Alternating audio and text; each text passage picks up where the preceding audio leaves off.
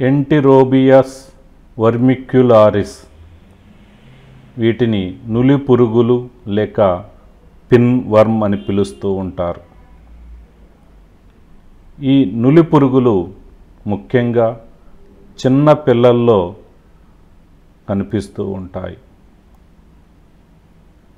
జీర్ణ వ్యవస్థలోని పెద్ద ప్రేగులో ఈ నులి పురుగులు అంతరపరాన్న జీవనాన్ని గడుపుతూ ఉంటాయి. ఇవి నెమటోడా వర్గానికి చెందిన జీవులు. ఈ పరాన్న జీవుల వలన ఎంటరోబియాసిస్ అనే వ్యాధి వస్తుంది. దీనివలన దురద, చికాకు, నిద్రలేమి వంటివి సంభవిస్తాయి. యాంటీ హెల్మింథిస్ మందులను వాడి ఈ వ్యాధిని నివారించవచ్చు.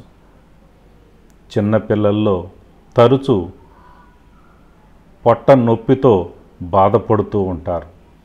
వాళ్ళ మల విసర్జన సమయంలో గమనించినట్లయితే ఈ చిన్న చిన్న నులి పురుగులు పడటం మనం చూస్తూ ఉంటాము. నులి పురుగుల యొక్క గ్రుడ్డు దశ. ఇవి కలుషితమైన ఆహారం ద్వారా, నీటి ద్వారా ఒక వ్యక్తి నుండి మరొక వ్యక్తికి వ్యాప్తి చెందుతూ ఉంటాయి. ఇక్కడ ఈ పరాన్నజీవుల్ని వాహకాలు లేనప్పటికీ కలుషితమైనటువంటి ఆహారం ద్వారానే వ్యాప్తి చెందుతూ ఉంటాయి.